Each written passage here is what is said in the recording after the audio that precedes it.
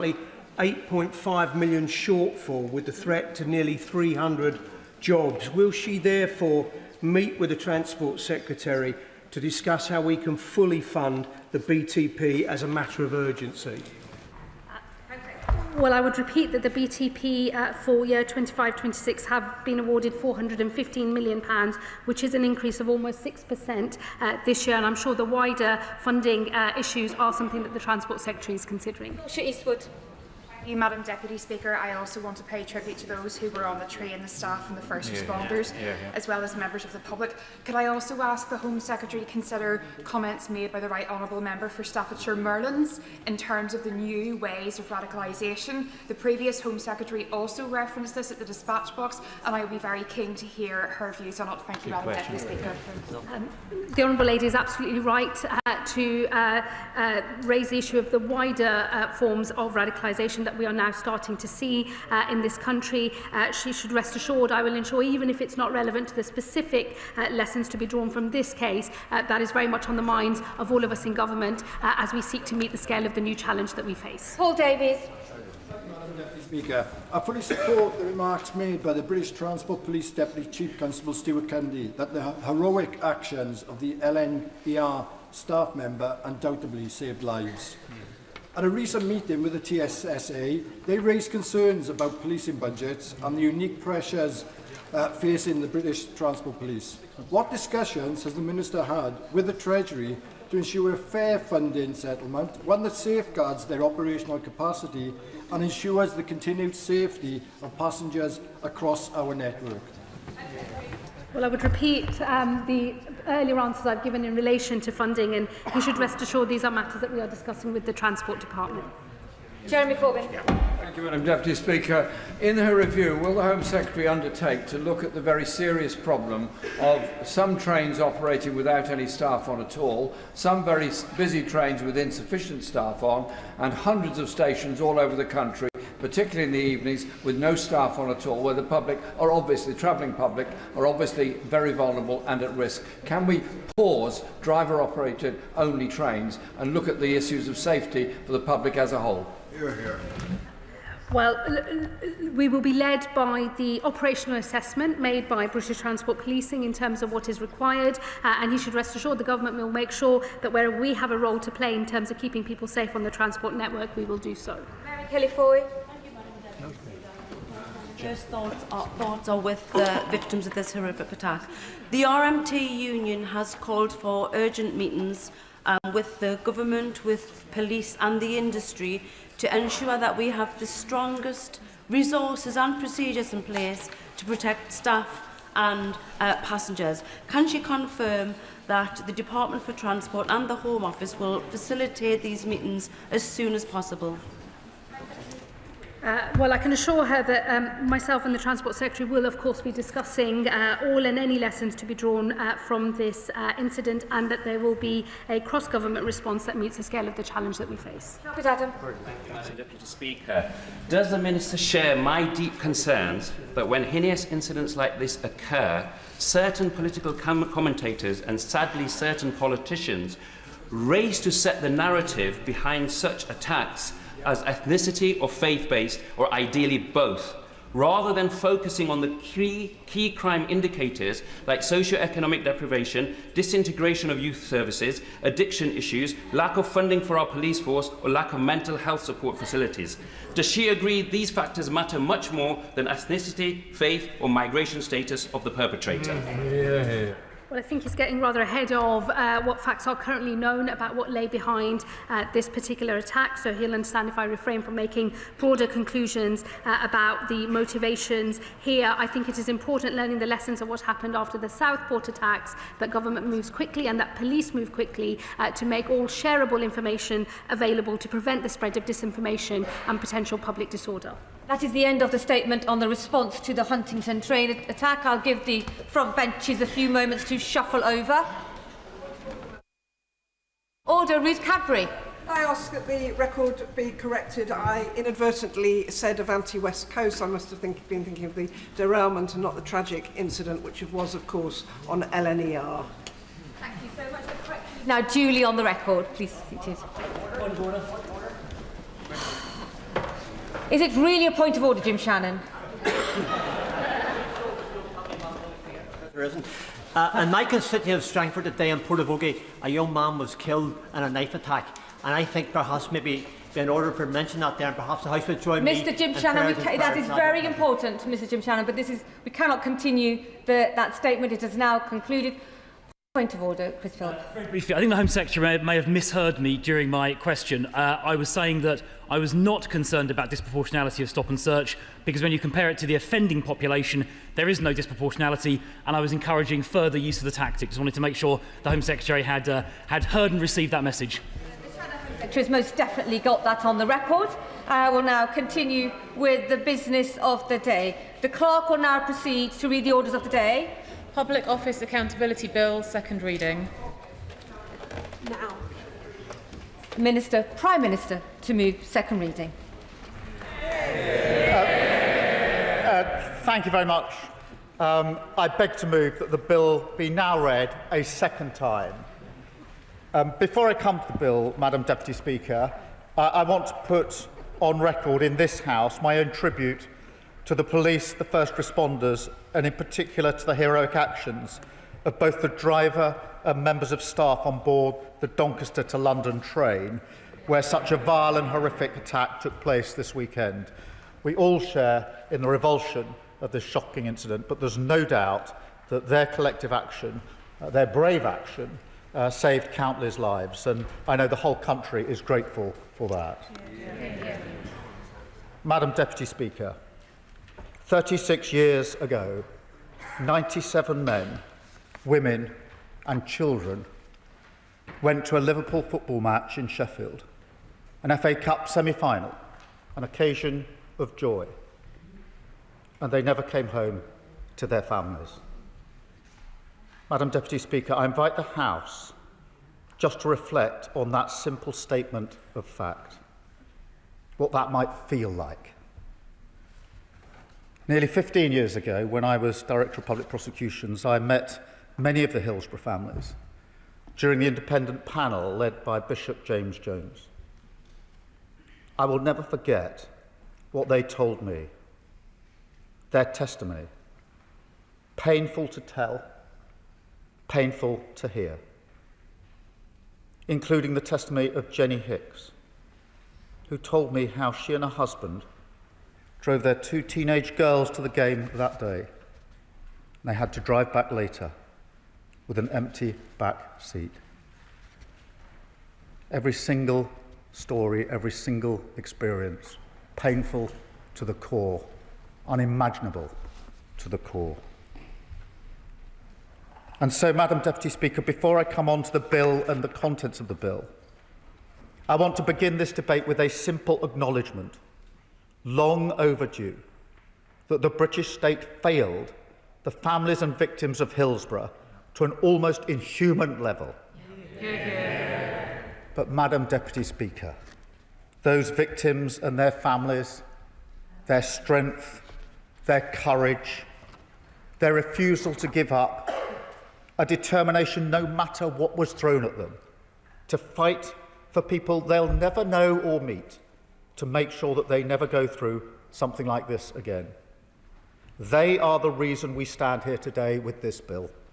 They are the reason why it will be known as the Hillsborough Law, and they are the reason, Madam Deputy Speaker, why we say clearly again what should have been said immediately, that their loved ones were unlawfully killed and that they never bore any responsibility for what happened in Sheffield that day. And we say it from this dispatch box today.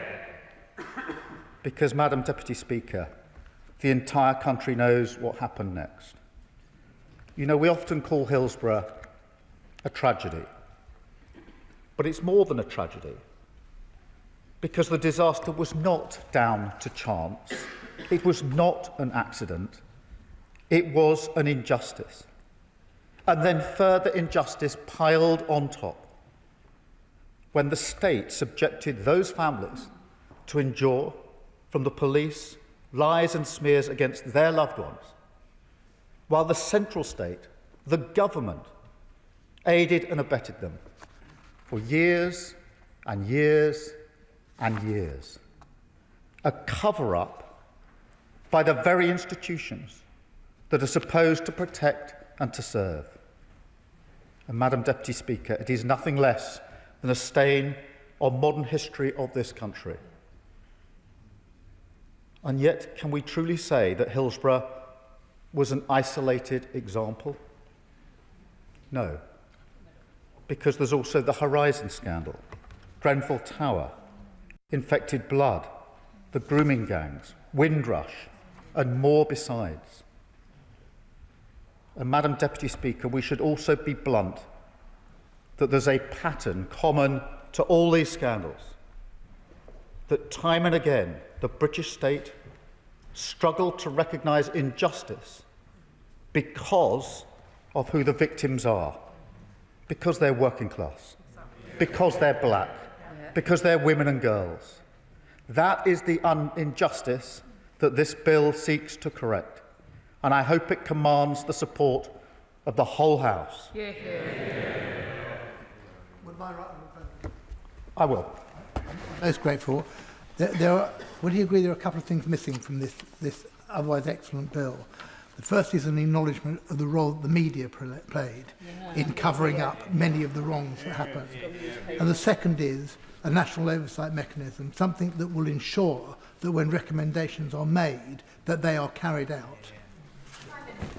I'm grateful for the intervention, and of course we must acknowledge the role of the media and others played in this. This was a cover-up at so many levels. And in relation to oversight mechanisms, I don't think this bill is the place for that, but I do agree with the proposition that where there are inquiries, there needs to be a better way of ensuring that there's follow-through on those inquiries. I will. The Prime Minister has listed a litany of scandals where there has been cover-up.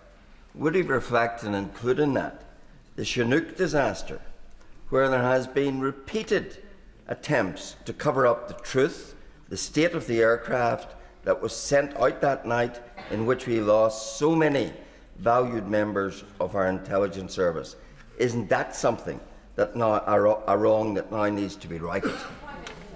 For raising that. This bill is obviously intended to deal with all of the situations where there needs to be a duty of candour, with consequences if that isn't adhered to.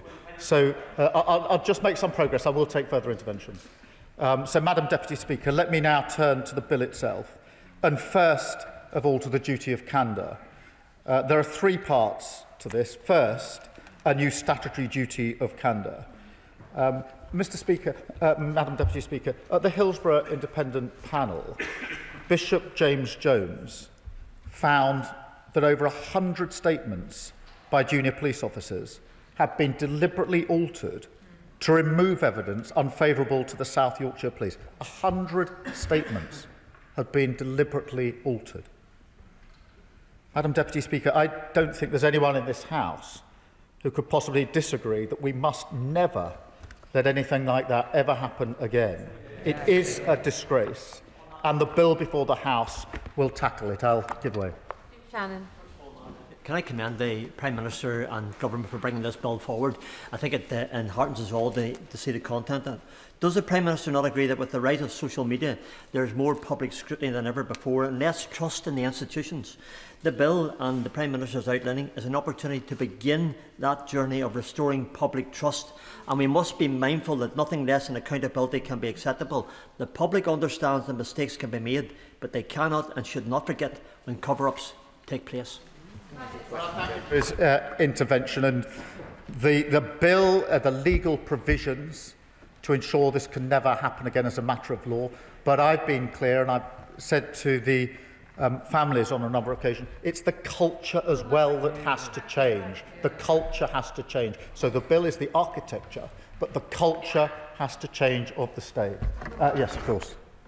I'd like to thank him for giving way. Charlotte Hennessy, whose father, Jimmy Hennessy, was unlawfully killed at Hillsborough, has had conversations with the Prime Minister where he has assured her that the law does not need to be watered down and will be delivered in its entirety. She's in the chamber today. Will he make that promise in this House today? Absolutely. I made that promise. I looked the families in the eye. I made that promise and I meant it. And I say it again from this dispatch box. This bill will not be watered down. This is such an important re-orchestrating of the relationship between the state and its citizens. It will not be watered down. I'm very pleased to be able to affirm that from this dispatch box. I'll take one more and then I'll press on. Can I thank the Prime Minister for giving way? Does he agree that one of the most powerful lessons from Hillsborough, and indeed the other Grenfell and post office scandals, is that truth delayed is justice denied, and that while this bill rightly places a duty of candour upon public authorities, it must also compel ministers themselves to uphold that same duty when addressing this House, so that accountability begins at the very top, including the misleading information that was given from that dispatch box by his minister last week in relation to the hooligan Maccabi Tel Aviv fans. I really think, with the families here in the House with us... Order, Prime Minister. I was trying to pay close attention, but I may have missed it. We do not accuse each other of misleading information at the dispatch box. So be mindful of the language that one is using. Prime Minister.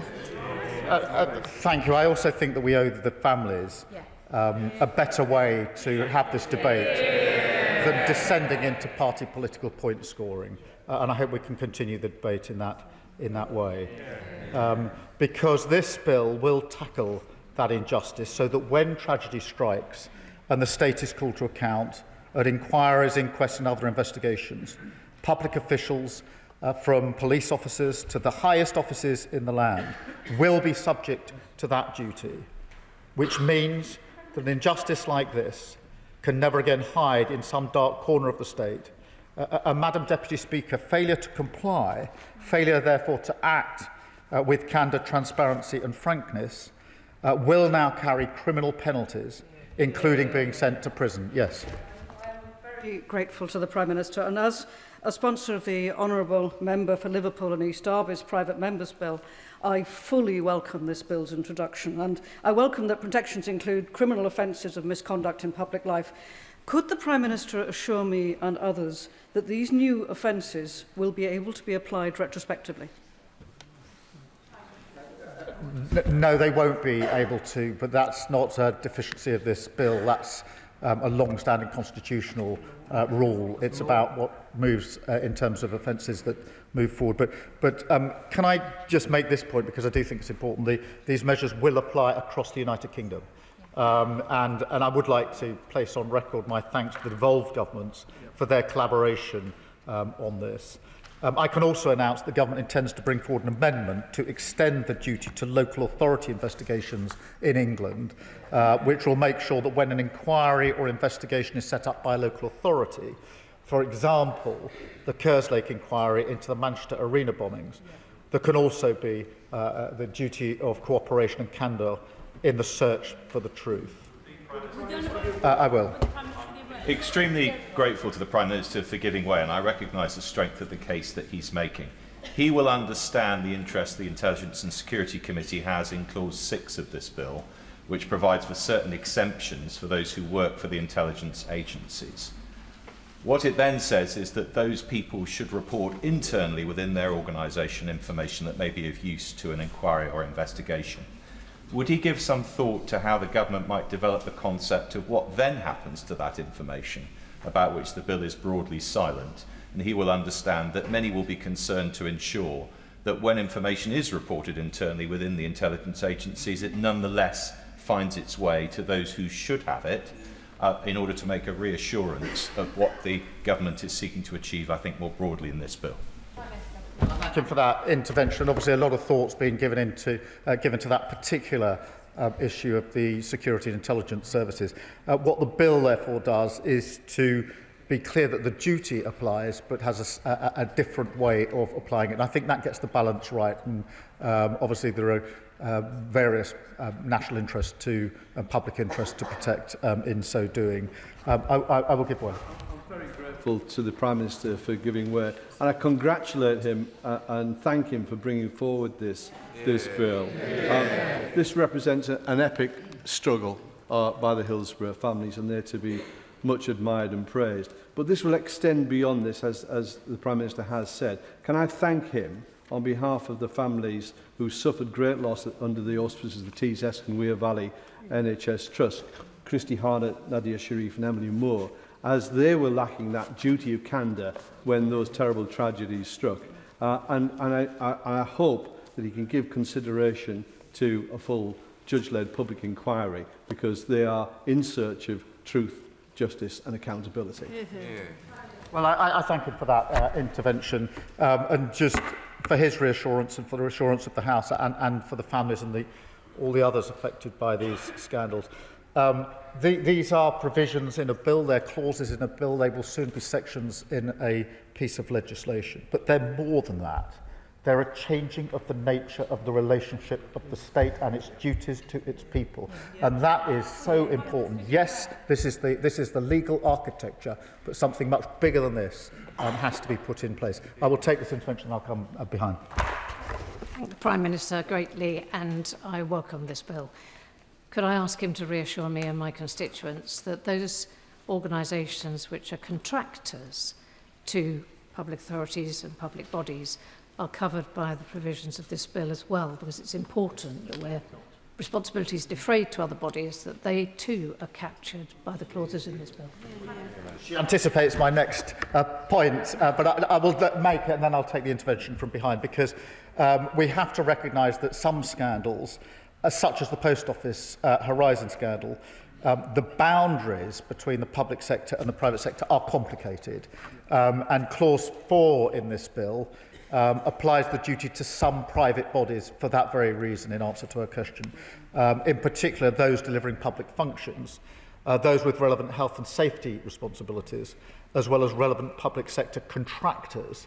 So in the Home Office, in the Post Office case, for Jitsu, for example, for that very reason, because we have to recognise that it's blurred, and we need to make sure that the duty extends appropriately. Yes. I will. No, I'll give way here. I'm grateful to the Prime Minister for giving way. He knows that for over 2 decades, the legal system failed to provide truth and justice to the Hillsborough families. And it was only a non-legal process, the Hillsborough Independent Panel, that finally set things right on the road to truth, justice and accountability.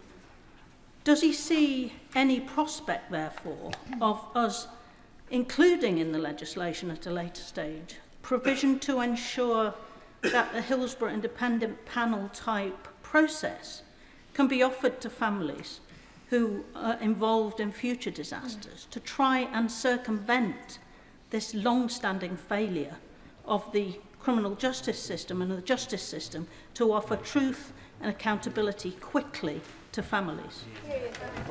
I'll start by thanking her for her work and campaign on this over many, many years. And she makes a really powerful point about the independent panel. I first met Bishop James Jones 15 or plus years ago now, and I genuinely think he was amongst the first to listen properly, knowing what listening means, to those that were giving evidence to his panel, which is why he was so well received and respected in the report that he made. And we will certainly give consideration as to whether panels of that like in future can serve a useful purpose. I'll take the other intervention. I thank the Prime Minister for giving way, and he's been very generous in taking all our questions. And I want to congratulate him for introducing this particular piece of legislation. But can I just ask if the duty of candour can be applied fully to all investigations, including independent panels, and not just statutory inquiries, and that the command responsibility must personally rest with those in charge and not simply the institutions? Well, it does apply to non-statutory inquiries, so her point is covered within the bill. Madam Deputy Speaker, I'll press on. The second part of the duty of candour is a professional duty of candour for all public servants, because the Nolan principles of public service, honesty, integrity, accountability, selflessness, objectivity, openness and leadership, they're not some kind of optional extra, but the very essence of public service itself. So every public authority will now be legally required to adopt a code of ethical conduct based on these principles and set out consequences for staff who do not comply, including disciplinary sanctions up to and including gross misconduct. Yes.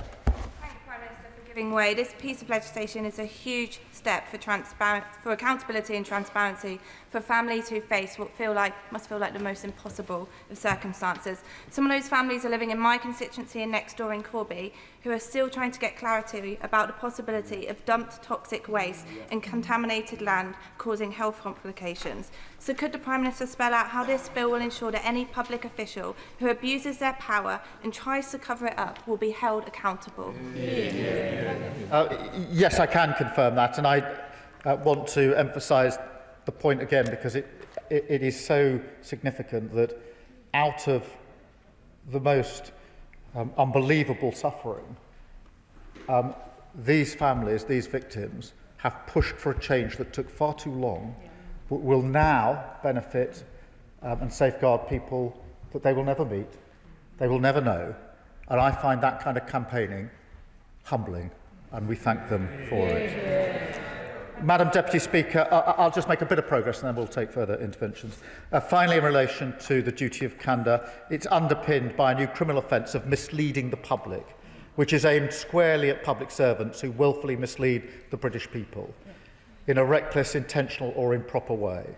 Cases like Hillsborough, where lies and dishonesty from the state grievously harmed the very people it was supposed to serve, and that must never happen again. But, Madam Deputy Speaker, the bill is not just about the duty of candour itself, because anyone familiar with how justice failed families and victims must also recognise that the lack of parity in our legal system played a significant role. I remember Margaret Aspinall, who I met many years ago now, who's with us today, telling me that she had to scrape together every last penny for legal representation, including the money paid out by insurers for the death of her son, James, who at the time was pretty much the same age as my son, who comes to football with me. That's what she had to do, and we have to recognise that injustice piled on the other injustices. Yes, of course. I'm very grateful to the Prime Minister, and can I also join those across this House in welcoming this important legislation and welcoming and aligning myself to all the points the Prime Minister has made. Will the Prime Minister also join me in paying tribute to my honourable friend, the member for Liverpool West Derby, for his tireless campaign to push for this law to reach the statute books? Hear, hear. And the Prime Minister is absolutely right. Grieving families have faced the might of the state alone, forced to crowdfund lawyers while public bodies hide whole legal armies. Does he agree that by guaranteeing legal aid at the inquest we can finally end those David and Goliath battles for justice once and for all? Hear, hear. Well, can I absolutely extend that tribute to the member for Liverpool West Derby, who I think was at the game and has campaigned tirelessly in this place and beyond this place to help us get to the position today where we can introduce this bill. So I do pay tribute to him. I'm very pleased to do so from this dispatch box as we introduce this important legislation. I'll just make some progress and I will come to the honourable member. Because, Madam Deputy Speaker, on the question of parity, what happened and happens in so many cases is that families either have to scrimp and try to find the money for legal representation or have none. And what are they met with at inquests and inquiries? The Hillsborough families were met with this. The working people who have had to save for justice, they were met time and again by armies of state-funded lawyers, the deep pockets of the state taxpayer money harnessed for the explicit purpose of fighting against justice. So this bill aims to correct this inequality. So justice and the state serve all, with a new duty on public authorities to engage lawyers at inquest and inquiries only where necessary and proportionate, and to ensure that their representatives behave with the sensitivity and respect that victims and their families deserve. Madam Deputy Speaker, the bill will also ensure that no bereaved family has to face an inquest alone, with the largest expansion of legal aid in a decade, granting access to free legal aid for all inquests where the state is an interested party, so that working people like Margaret and the Hillsborough families will never again be faced with such inequality on legal representation, or, as in many cases, simply left with none. I will take the intervention, I promise. I thank you, Madam Deputy Speaker, and I thank the Prime Minister.